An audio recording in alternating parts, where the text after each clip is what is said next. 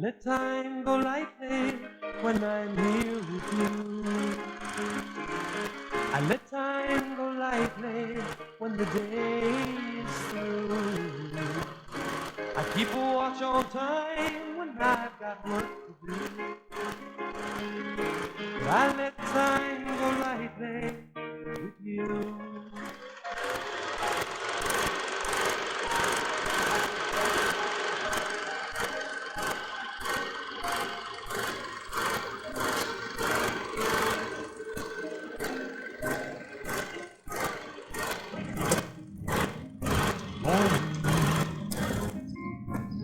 Time for breaking ground and sowing seed, and yet we give up our sunshine. Hi, welcome to another edition of Conversations with History. My name is Greg Norman, your host.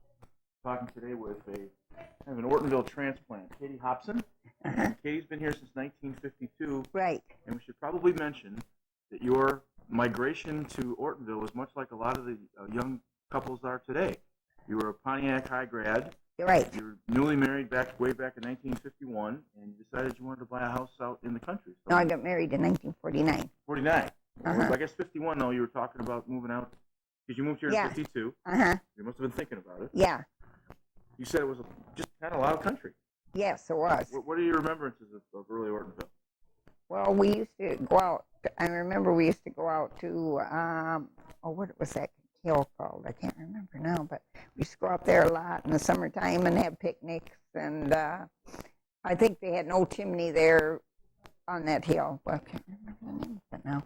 Probably think of it when I don't want to later. But we used to go out, take rides out and pick wild strawberries and wild raspberries out in the country. I think it's all built up now, but now when you were living in Pontiac in the late 40s, early 50s, it was urban, it was suburban, it was the center of town. How long did it take you to get from Pontiac out here? About the same time it does now, or a little less? Oh, probably a little more because of the traffic and everything, probably. Did you think of Ortonville as really being in the country? Yes, back then I did. That's obviously changed a great deal with roads and cars and all those kinds of things. Because when we first moved out here, we had oil burner in our stove, and in a house, but heated, most houses were heated by oil, then. Now you moved out of a house on Viola, and you've been there 51 years. Yeah. So that's been a long time in the same house. Right. You raised your family there. Right. From that perspective. Has anything changed about your house? Well, we built on a back porch, and we built a garage, and then of course we've decorated at different times, and I had my kitchen revamped one time, and put new cupboards in. And now, when you moved from here in 1952, you were moving from an area that, in a lot of cases, you could walk to a lot of things in Pontiac. Yeah.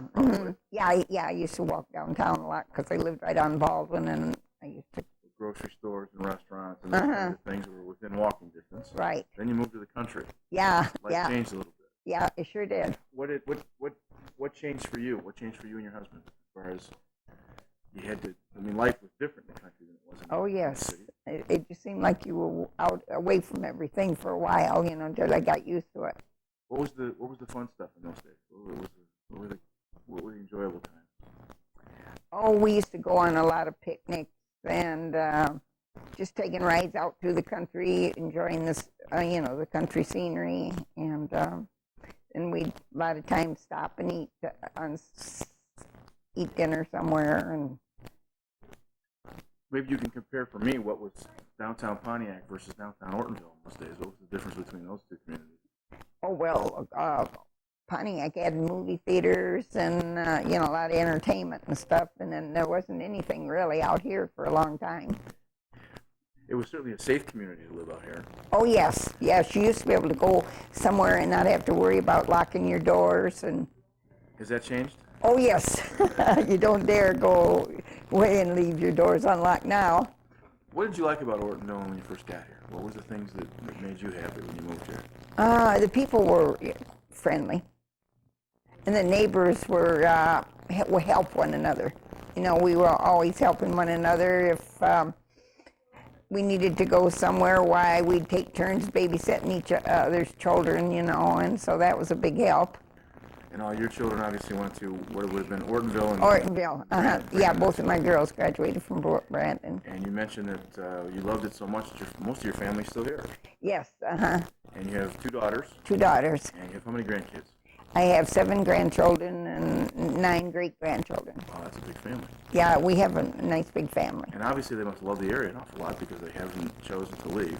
Yes, I guess they do, because all of my daughter's children, well, she has 2 daughters that are married, and they both live here in Ortonville. Because my daughter moved to Auburn Hills for a while, and then she wanted to get back to Ortonville, so they sold their house there and moved back to Ortonville. Now, go back to 52 for a second. You were a homemaker. And in those days, you probably were responsible for grocery shopping and doing all those things. Maybe explain a little bit about the grocery. We had 3 grocery stores in town in those days, am I correct?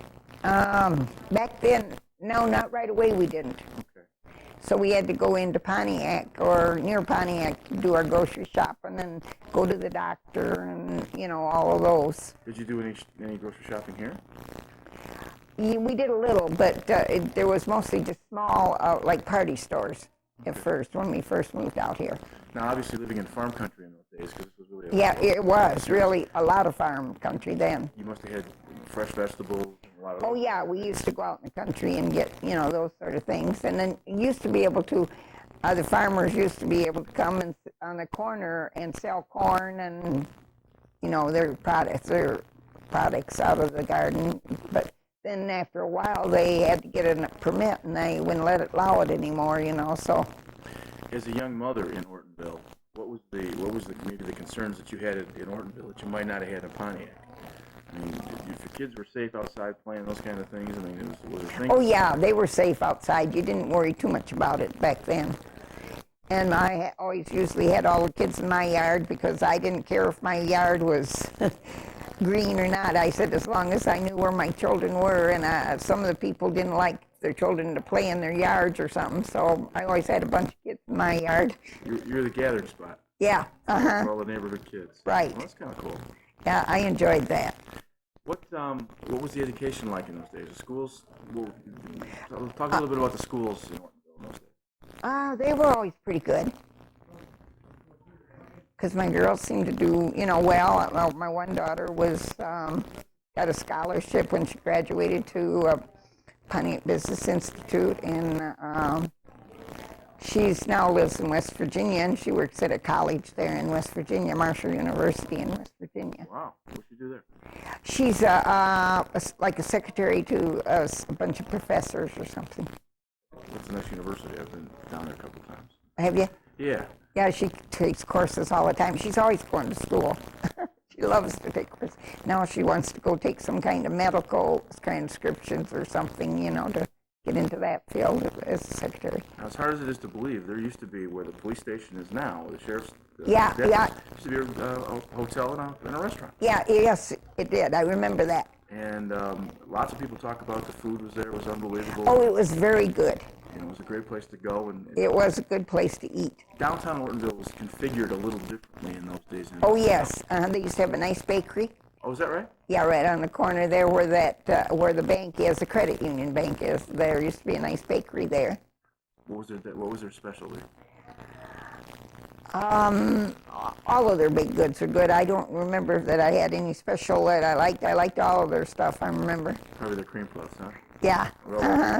Did you ever have any meals at the hotel? Yes. Yes. And I guess the food there was... It was really good, and it was real reasonable, if I remember correctly. I mean, you know, it wasn't real expensive. Now, the other thing I don't think a lot of people know, but in downtown, for a long time, there was a mill pond. Yes, there was. There was a big lake, if you will. Uh-huh. And with the dam breaking and things of that nature, did you ever go skating or those kinds of things on the mill pond? I never was a skater. What would you do for fun? I skate. I mostly did played cards and bunco and stuff like that. We had a neighborhood bunco club. Now, were you active in the church community, Ortonville church community at all? Oh, yeah, my girls go to the Methodist Church uptown, and then later on, right now I belong to the Methodist Church.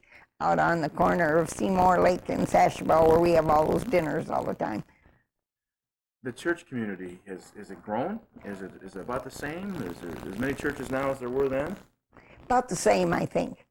So really, from your perspective, in 50 years, it really hasn't changed. Maybe Ortonville's gotten bigger, but it really hasn't changed that much, or has it? Well, I used to be able to go downtown and know everybody, and now there's so many, there's all strangers, I don't know people now like I did, but, because there's so many new ones that have moved out into the territory. Well, because all the country is disappearing, because there used to be a lot more farms and stuff around Ortonville than there is now, and then they gradually, because the children don't seem like they want to farm. Yeah, why do you think that is? Well, it probably doesn't pay good, and then hard work. It's hard work, and it's long hours in the summertime. We've had a couple of gentlemen on in recent weeks who have been career farmers. Mr. Yes, Time, for example. Yes, And he said that the corporate farms are gobbling up all the property. That's it. That's it. The place for a small guy to have a small farm and make a living is pretty much hard to do. Almost extinct. Yeah, well, it's the same way down in North Carolina where my husband come from. His folks were tobacco farmers, but the government kept cutting down their yield every year, and so it was the same way. All the corporate farmers was the only ones that could make money, on those, and so there isn't anybody hardly anymore down there that raises tobacco. I mean, not small farmers. We know that dances, and there was lots of dances and those kinds of activities. There was a big band era of when you were probably a younger lady and younger wife and things. Did you go dancing much? No, my husband wasn't much of a dancer, so we didn't go do too much dancing. We did a little. What did I do? What did he do for a living? What did he do? He worked at General Motors. Oh, cool. So I have a good pension and medical benefits from General Motors, so I'm lucky there. We're going to talk a little bit more about Ortonville in just a second. We're going to take a break. Hi, Greg. Okay. Back with Conversations in History. We're talking with Katie Hobson, and we've talked a little bit about your background and stuff. Now, you were mentioning earlier that sledding and some of those kind of things were real wintertime activities. Oh, yes. Over by where the old school is now. And you say something about a tunnel they used to... Well, that was from the school. That was if in case of a fire or something, and then I guess, you could slide down that if they needed to crawl out the window or something to go. But I remember that was right beside the building, attached to the building. What did when your brick children building. When your children were growing up, what do you remember about the educational stuff? Well, they used to go to when they first started. They had to go to I think it was the church that they had to go to until they got the elementary school built one year, and then they had something like little shacks until they got the school building itself done. Separate classrooms? Yeah, separate classrooms. Kind of like the portables are now? Yeah, that's what it was. There was even overcrowding in those days to some extent. Yes, there was.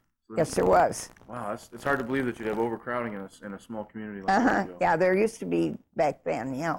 So it hasn't really, from that perspective, hasn't changed much. No. There's still, we have big and beautiful schools now, but oh, yes. For a while there was portable classrooms. And yeah, there was portable classrooms back then when the girls were in school. Yeah, that's cool. Did you go to many sporting events, high school sporting events when your kids were in high school? Yeah, I used to go watch basketball and, things like that because I've always liked sports. Now, did your daughters graduate from Ortonville High School or Brandon High School? Because there was a name change. Yes, there was. Well, one graduated in 1969, and the other one graduated in 67, I think. Maybe that was after they changed. I think they changed. I think it was. Over from Brandon to Ortonville in the early 60s. Yeah, they did. I think they both graduated from Brandon. Now, some of the folks we've talked to in this series have been in town literally since 1925, 26. Oh, I know it. So you're kind of a transplant. I am a transplant.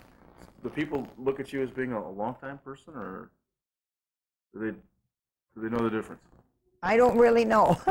You're just one of the old-timers. Are you involved in any civic activities in town? Were you involved in any kind of organizations? Yeah, I belong to the Women's Club. Oh, tell us about that. And we raise scholarship money. We usually have once a year, we have a fashion show and a luncheon and a raffle to raise money for the scholarships. And you've been doing that for a while. Yeah, I've been doing that for quite a while. And you mentioned that your church was real involved in dinners and those kinds of things. Yeah, we built a new building, and so we have dinners to put towards our building fund. It's at the corner of Seymour Lake and Sashball, the United Methodist Church. That's a good advertisement. That's good. Yeah, they'll like that, because I think they advertise on cable anyhow for the dinners. Do they? I'm pretty sure they do. Yeah. We've had some of those. Because we have people come from all over for our dinners, and we usually serve from 300 to 400 people at each of our dinners. If you're having to explain to a stranger what you loved about Ortonville, you were trying to explain to somebody that didn't have any clue about what Ortonville was about, what would you tell them? Well, I think the people are friendly, and I think there's quite a few things if you want to get involved to do. I never seem to want for things to do.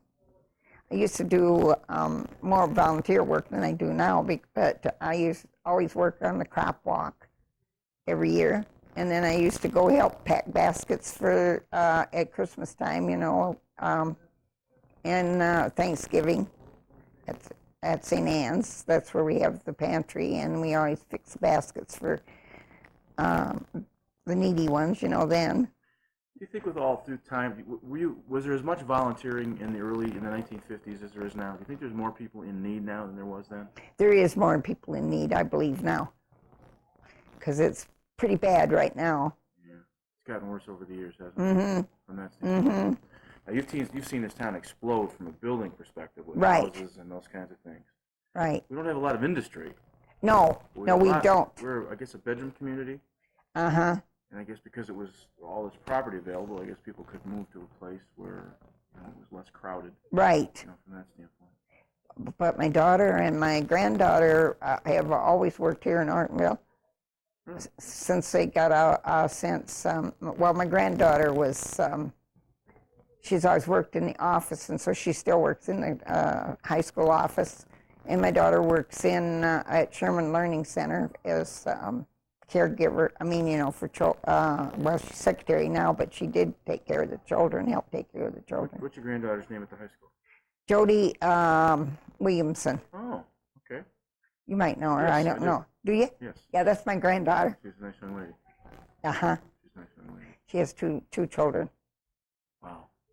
I look at people in ages, and kids will come up to me and say, "Hey, Coach, do you remember this, that, or the other thing?" And I'll say, "Well, weren't you in school a couple years ago?" And they'll say, "That was 10 years ago."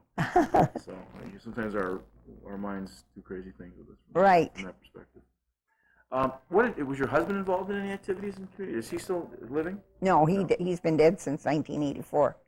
What did he do? He worked for General Motors, but was he involved much in the community? No, he wasn't too much of a social person. He liked to work on, he used to, years ago, I don't remember, that Whizzer motor, and he liked to work with that, and so that's what he mostly did, and in his spare time worked on things like motorcycles and stuff like that. Kind of a motor guy. Mechanic kind of guy. Yeah. Well, that's cool. That's certainly an interest from that standpoint. Now, do you remember your first car out here? That we had? Yeah. It was some kind of Ford, but I don't remember which kind it was. Well, let me ask you a better question. Because I never drove. You had to have transportation. Oh yes. Around. Oh yes. M15 as we know it. Yes. Was it the same sort of 2-lane road as it is now, or was it bumpier, or what was M15 like? Well, it's always been paved. So I guess getting 70, obviously I-75 wasn't there.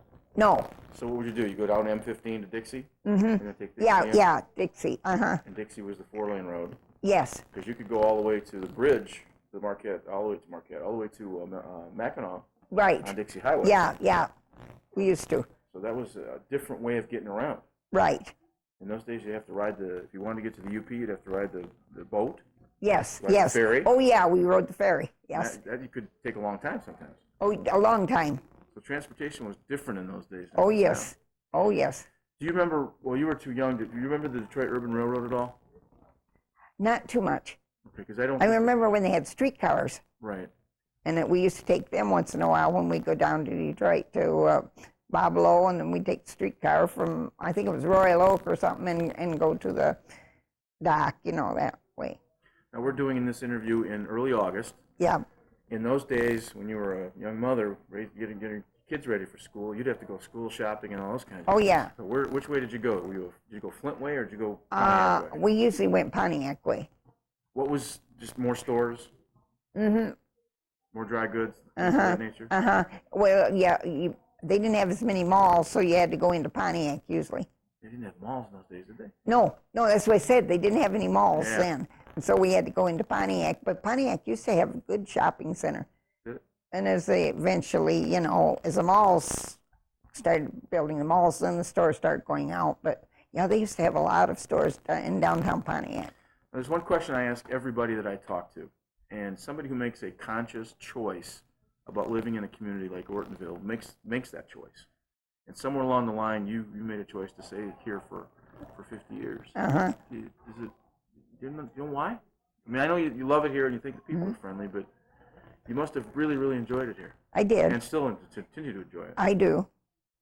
From that standpoint. Because I find plenty of things to do here myself, because with church, women's club, and the senior center, because we used to go on a lot of good trips from here. And I've been on, I've been on 3 cruises, and I've been to Hawaii, and I've been to Alaska, and out to Massachusetts and Gulf Shores, Alabama, and been out to California, San Francisco, and Los Angeles, and seen Disney World, and all those places. So Didn't sit much. No, we did a lot of traveling around, and we had a lot of fun. Now, the senior citizen building that we're sitting in used to be a school. Yes. In fact, my girls went here for a while when they were, young. We're young. And this place, I guess, has been here about 20 years, the senior center? Mm-hmm. And it obviously houses a lot of wonderful activities. Oh, yes. And things of that nature. And it seems like whenever we come in here, it's always crowded. Yeah, well, we used to do ceramics and do a lot of different crafts, and so I've done a lot of that. That sounds terrific. We're going to take one more break. Mm-hmm. We'll be back in just a couple seconds. Okay. We'll be back in a second. We're talking a little bit about some of the trips you guys took. You were kind of telling me a little bit about a funny story about Massachusetts. Maybe you could explain that. Hyannisport. And so, this motel where we were staying at, they were renovating it, so they didn't have any kind of wake-up call. So we had to keep track of our own time. Well, we had to be out at the bus at 8 o'clock in the morning to go to breakfast and stuff. So I looked at my watch. I woke up and I looked at my watch, and I looked, and I had it upside down, and I thought it was past time to go. So I woke up my roommate, and I said, "Oh my gosh, Gussie," I said, "my watch says 8 o'clock," and I said, "We were supposed to be down there." I said, "Get up, well, hurry up and see if they're still down there." Well, we got up, and we went and dressed in a hurry, and we ran down to where the bus was, and I says, "Oh my gosh, there's nobody here." I says, and then I just looked at my watch, and I said, "Oh my gosh, I got my watch on upside down. It's only 4 o'clock in the morning." Well, my God.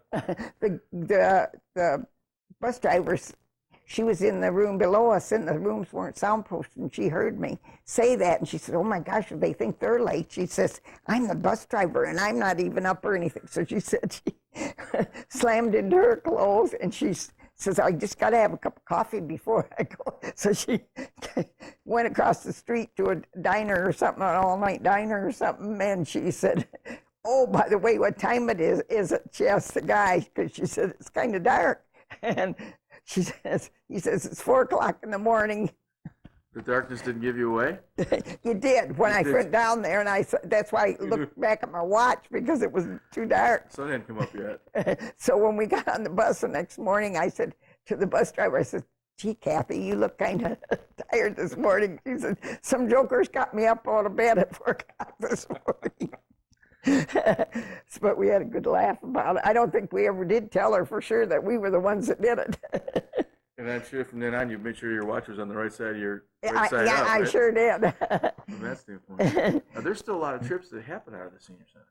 They go lots of different places. That's kind of cool. I mean, there's...